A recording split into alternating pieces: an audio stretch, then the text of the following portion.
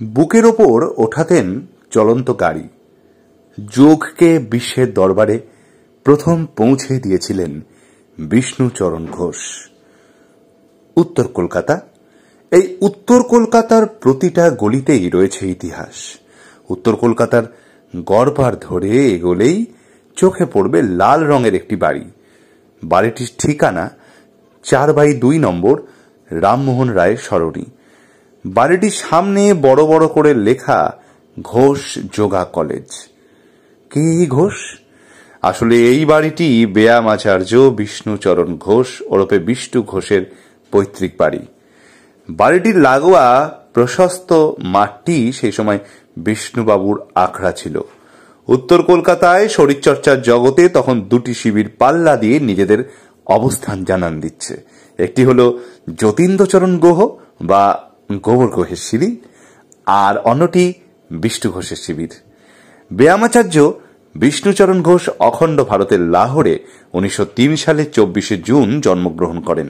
বাবা ভগবতীচরণ ঘোষ ও মা জ্ঞানপ্রভা ঘোষ।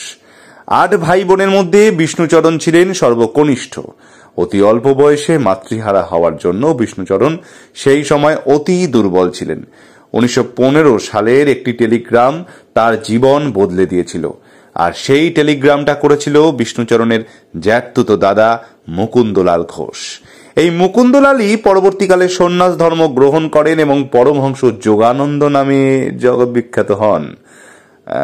আজকের যে প্রতিবেদনটা আপনারা শুনছেন ঠিক তার আগের যে প্রতিবেদন, অর্থাৎ গতকালকের যে প্রতিবেদন, সেটা কিন্তু যুক্তেশ্বরগিরির উপরে হয়েছিল। আর সেখানে বলেছিলাম এবং থাম্বনেলেও ছিল তার শিষ্য পরমহংস যোগানন্দজি। সেই যোগানন্দজির কথাই আমি এক্ষুনি বললাম। এই টেলিগ্রামে লেখা ছিল, বিষ্ণু, রাঁচি স্কুলে চলে এসো। দাদার কথা শুনে রাঁচি গেলেন বিষ্ণুচরণ। ভর্তি হলেন তার দাদার প্রতিষ্ঠিত রাঁচি স্কুল অফ বয়েজে। এই বিদ্যালয়ে ছেলে মেয়েদের আশ্রমিক পদ্ধতিতেই শিক্ষাদান করা হতো এবং তার সাথে শরীরচর্চা এবং চলত একাধারে যোগ শিক্ষা।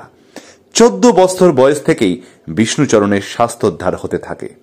রাঁচি থেকে গ্র্যাজুয়েট হওয়ার পর কলকাতা বিশ্ববিদ্যালয়ের শারীরিক শিক্ষা বিষয়ক অধিকর্তা RN গুহ ঠাকুরতার পুরো নাম রাজেন্দ্র নারায়ণ গুহ ঠাকুরতা, যদিও উনি রাজেন গুহ ঠাকুরতা নামেই বেশি পরিচিত ছিলেন, তার কাছ থেকে প্রশিক্ষণ নেন বিষ্ণুচরণ ঘোষ স্বয়ং। মাত্র 3 মাসে ওনার 32 পাউন্ড ওজন বৃদ্ধি পায় এবং বুকের ছাতিও 9 ইঞ্চি বৃদ্ধি পায়। বিষ্ণুচরণের চেহারা দেখে গড়পাড় রোডের আরেক বিখ্যাত বাঙালি যুবক সুকুমার রায়, হ্যাঁ আমাদের ভালোবাসার মানুষ, আমাদের মনের মানুষ, সুবিখ্যাত প্রসিদ্ধ সুকুমার রায় বিষ্ণুচরণকে নিয়ে একটি কবিতা লেখেন পালোয়ান নাম দিয়ে। নিশ্চয়ই শুনেছেন পালোয়ান কবিতাটি অনেকেই। সেই কবিতায় বিষ্ণুচরণের নাম ষষ্ঠীচরণ। এবার আশা করি বুঝতে পারছেন। সুকুমার রায় লেখেন, খেলার ছলে ষষ্ঠীচরণ হাতি লোফেন যখন তখন, দেহের ওজন 19টি মন, শক্ত যেন লোহার গঠন। আমারও এই প্রতিবেদনটি পাঠ করতে করতে বুকের ছাতি কিঞ্চিত ফুলছে, তাই বলে 9 ইঞ্চি 9 ইঞ্চি। যাই হোক, ইনারা নমস্য মানুষ, একটু মজা করলাম। বিষ্ণুচরণ প্রাচীন ক্রিয়াযোগেও দীক্ষা গ্রহণ করেছিলেন। সেই মহাবতার বাবাজি, সেই জ্ঞানগঞ্জ অ্যাঙ্গেল, সেই শ্রীকৃষ্ণের বলা ক্রিয়াযোগ, সেই লাহিড়ী বাবার ক্রিয়াযোগ, সেই ক্রিয়াযোগ। মাত্র 21 বছর বয়সেই বিষ্ণুচরণ বডি বিল্ডিং এর সঙ্গে ক্রিয়াযোগের এক বিরল সমন্বয় সাধন করে বসলেন। এক নতুন শরীরচর্চার ঘরানার সৃষ্টি করে ফেললেন। বিষ্ণুচরণ ঘোষ বা বিষ্ণুচরণ ঘোষ সৃষ্ট সেই ঘরানার নাম ঘোষ টেকনিক। এই টেকনিক পরবর্তীকালে পৃথিবী বিখ্যাত হয়।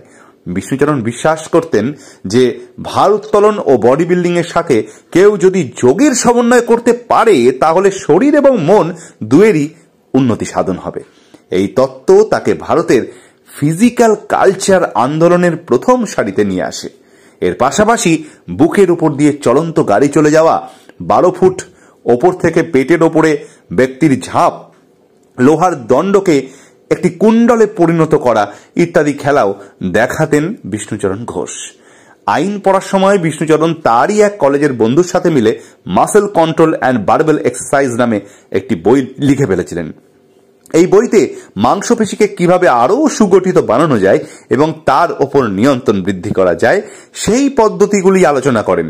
পরবর্তীকালে বিষ্ণুচরণ ঘোষ নিজেই কলকাতায় Ghosh college of yoga and physical culture প্রতিষ্ঠা করলেন।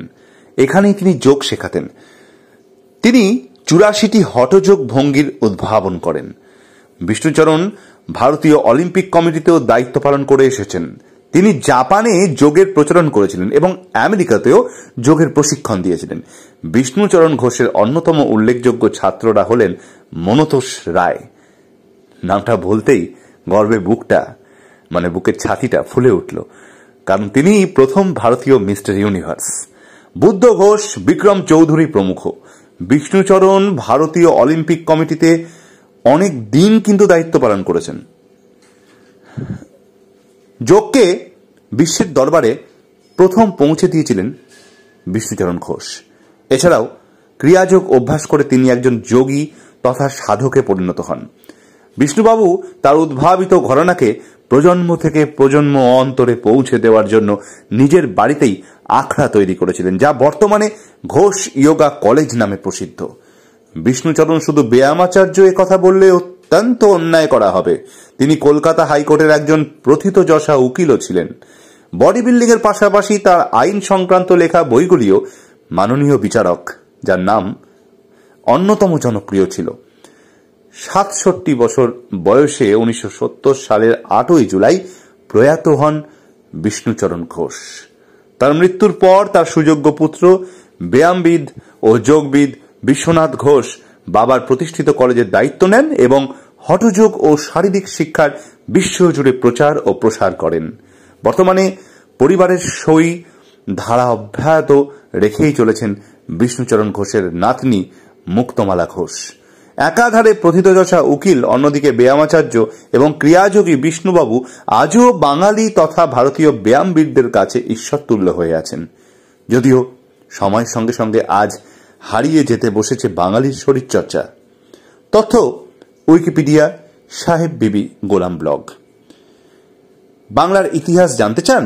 যদি প্রকৃত ইতিহাস জানতে চান তাহলে অবশ্যই পড়ুন ইতিহাসবিদ ও প্রত্নতাত্ত্বিক রাখাল দাস বন্দ্যোপাধ্যায়ের বই বাংলার ইতিহাস। এটা কোনো প্রমোশন ছিল না, এটা এই কন্টেন্টটা তলায় লেখা ছিল, আমি এটাকে পড়ে শোনালাম, কারণ আমি অ্যাজ ইট ইজ পুরো প্রতিবেদনটা হুবহু পাঠ করছি।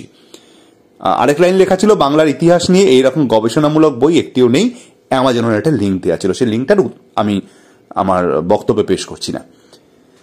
আমি পোস্টটি সংগ্রহ করেছি ফেসবুকের একটি পেজ অহর্নিশ বলে, সেখান থেকে। আমি অহর্নিশ পেজকে এবং একাধারে ফেসবুককে জানাই আমার এই চ্যানেলের তরফ থেকে আন্তরিক ধন্যবাদ।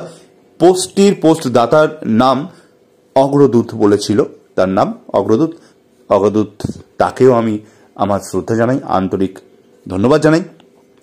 লাস্ট লাইনটা তার হলেও, অর্থাৎ ওই যে বললাম না যে যদিও সময়ের সঙ্গে সঙ্গে আজ হারিয়ে যেতে বসেছে বাঙালির শরীরচর্চা, এই লাস্ট লাইনটা প্রতিবেদনের অন্তর্ভুক্ত ছিল, এই অগ্রদূত বাবুরই ছিলেন।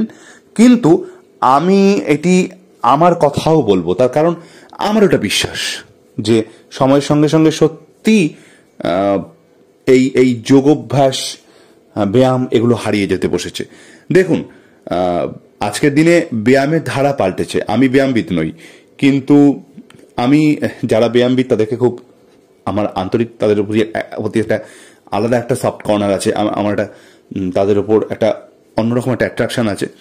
আমার খুব ভালো লাগে এই লাইনটা, এই প্রফেশনটা। এবং ইটস নট অ্যাবাউট যে বডি বিল্ডিং সবাইকে তা করতে হবে, আমি সেটা বলছি না, বা এই লেখার উদ্দেশ্যও সেটা না। আজকে ব্যায়ামের ধারা পাল্টেছে। আজকে কি বডি বিল্ডার নেই? সেই সময় যারা বডি বিল্ডার ছিলেন তাদের থেকেও আরো অ্যাট্রাকটিভ বডি আজকের দিনে হচ্ছে, কারণ মডার্ন টেকনোলজি। ঠিক আছে, তো সেটা নয়, পেশাদার বডি বিল্ডার তারা আছেন বলেই প্রফেশনটা বেঁচে আছে। কিন্তু আমি পেশাদার বডি বিল্ডিং এর কথা বলছি না, আমি সেটাকে সাইডে সরিয়ে আমি এটা বলতে চাইছি যে সাধারণের মধ্যে থেকে ব্যায়ামের চর্চা কমেছে। আগে অনেক ছিল, সেই চর্চা অনেক বেশি ছিল, এখন সেটা অনেক কমেছে। একটা যুব সম্প্রদায়ের মধ্যে একটা ব্যায়ামের একটা হিরিক আছে, কিন্তু সেটা ব্যায়াম বলবো না, সেটা প্রপারলি ব্যায়াম বলবো, সেটা ওয়ান কাইন্ড অফ জিমের একটা প্রভাব রয়েছে। কিন্তু সেটা আমি লক্ষ্য করে দেখেছি, সেটা হয়তো গার্লফ্রেন্ডকে দেখানোর জন্য, বডি শো করবার জন্য, মানে শো বলতে স্টেজ শো বলছি না, বডি বিল্ডিং শো বলছি না, মানে বডিটাকে জাস্ট জামার ওপর দিয়ে একটু ফুলিয়ে ভাপিয়ে একটু লোক দেখবে, আমি বাইকটা চালিয়ে একটু বাইসেপের গুলিটা ফুলিয়ে চলে যাব, এটাকে ব্যায়াম বলে না। কিংবা পুজোর আগে, পুজোর 2 মাস আগে আমি ব্যায়াম করবো, 2 মাসের মধ্যে বডি তৈরি হয়ে যাবে, পুজোর পরে আমি আবার জিম ছেড়ে দেবো, এটাকেও ব্যায়াম বলে না। ব্যায়াম মানে হলো শৃঙ্খলা, ডিসিপ্লিন, আদর্শ, দেহ সৌষ্ঠব, দেহকে ঈশ্বরের মন্দির হিসেবে কল্পনা করা। এবং মাইকেল অ্যাঞ্জেলো বলেছেন, সত্যজিৎ রায় সেই জয় বাহুভেলনাথের বিখ্যাত dialogue, body is work of art. তো সেই লাইনটিকে চুরি করেই বলছি আমি যে সত্যি তো, বডি তো ওয়ার্ক অফ আর্ট। তো ঈশ্বর যদি আমাদের শরীরের ভেতরে থাকেন, হৃদয়ে থাকেন, তাহলে শরীরটাকেও, মন্দিরকে যেমন পরিষ্কার পরিচ্ছন্ন রাখতে হয়, শরীরটাকেও কিন্তু ঘষে মেজে ঠিক রাখতে হয়। তার জন্য আমাদের ফিট থাকতে হবে, নীরব থাকতে হবে। তা আমি ব্যায়াম বলতে সেটাকেই বলতে চাইছি যে একাধারে ফিটনেসকে ধরে রাখা, নীরোগ রাখা এবং তার সঙ্গে সঙ্গে সুস্বাস্থ্য বানানো, সেটা সারা বছরের প্রক্রিয়া, 2 মাস 1 মাস বা লোক দেখানোর জন্য নয়, কাউকে দেখানোর জন্য ব্যায়াম নয়, নিজের জন্য ব্যায়াম। সেটা হারিয়ে গেছে, সেই কালচারটা হারিয়ে গেছে। এখন জিমে গিয়ে কিছু মেশিন ঘেটে, মেশিনারিজ ঘেটে, সেটা সবসময় প্রপার হচ্ছে তাও না, উইদাউট প্রপার ট্রেনিং হুটহাট করে প্রথমেই গিয়ে ফার্স্ট ডেতে জিমে গিয়ে কেউ 100 কেজি ওয়েট তুলে নিচ্ছে, তারপরে মানে 1 বছরের একটা প্রসেস, সেটাকে 1 মাসে একটা বডির শেপ দেওয়ার জন্য সাপ্লিমেন্ট খেয়ে নিচ্ছে, স্টেরয়েড মেরে দিচ্ছে, না বুঝে শুনে। তো এটা এটা এটা এটা এটা প্রসেস নয়। আমি এটাই বলছি, এই কালচারটা নষ্ট হয়ে গেছে। তো এইটাকে ব্যায়াম বলে না। তো এই এক্সারসাইজটাকে নিয়মানুবর্তিতা বজায় রেখে যে সারা বছর শরীর চর্চা, এবং সেটা একটা গোটা মাসের ওপর গোটা যুব সম্প্রদায় করবে, হ্যাঁ, এবং শুধু তাই না, 8 থেকে 80 সবাই করবে, কি ছেলে কি মেয়ে সবাই করবে। এই ব্যাপারটা আগে অনেক বেশি ছিল, অনেক বেশি প্রসারিত ছিল। তখন এত ইকুইপমেন্ট ছিল না, কিন্তু তখন সবাই ব্যায়ামটাকে না মানে পুজো করতো, পুজো। এখন সেই পুজো করার ব্যাপারটা নেই, এখন দেখানোর, দিখাওয়া হয়ে গেছে। তো সেই জন্যই এই লেখাটায় এই লাইনটা বারবার আমাকে অ্যাট্রাক্ট করেছে, বা আমিও বলেছি নিজের মতো করে যে সেই চর্চার অভাব। এবং তাও তো জিম বেঁচে আছে, জিমটায় ভিড় হয়, কিন্তু যোগাসন, সত্যি বিষ্ণুবাবু যে জন্য বিখ্যাত ছিলেন, সেই যোগাসনের প্রভাব কিন্তু এখন একদম কমে গেছে। আমরা ভুলে গেছি আমাদের রুট কিন্তু, ভারতবর্ষের রুট কিন্তু যোগা। যারা, এটা আমার পার্সোনাল ওপিনিয়ন, যারা আমাদের এটা ভুলতে সাহায্য করেছে, আমাদের রুটকে ভুলতে সাহায্য করেছে, সেই ব্রিটিশ, অকপটে স্বীকার করছি আমি, সেই ব্রিটিশ, এটাতে কারুর কোনো দ্বিমত থাকতে পারে না আশা করি। তারা স্কুলে স্কুলে পিটি চালু করেছে, তারা দিকে দিকে জিম চালু করেছে, তাদের মতো অনুপ্রাণিত হয়ে আমরা পাশ্চাত্য সভ্যতাকে গ্রহণ করেছি। কিন্তু দেখুন তো, তারা তাদের স্কুলে গিয়ে আমাদের ভারতীয় সংস্কৃতি যোগা করাচ্ছে এখন, আমরা ভুলে গেছি। তো ইটস নট ফেয়ার, এটাই বলতে চাইছি। সত্যি তো, একবার রিথিঙ্ক করুন। বিষ্ণুবাবুর আদর্শে যদি আমরা সবাই আবার নিয়মিত যোগাভ্যাস করতে পারি এবং শরীরচর্চা করতে পারি, আমাদের ভারতবর্ষ আবারও শরীর ও মনে তেজোদ্দীপ্ত হয়ে উঠে জগৎ সভায় শ্রেষ্ঠ আসন লবে, এ বিষয়ে কোনো সন্দেহ নেই। নমস্কার, ভালো থাকবেন, যোগে থাকবেন, নিরোগে থাকবেন।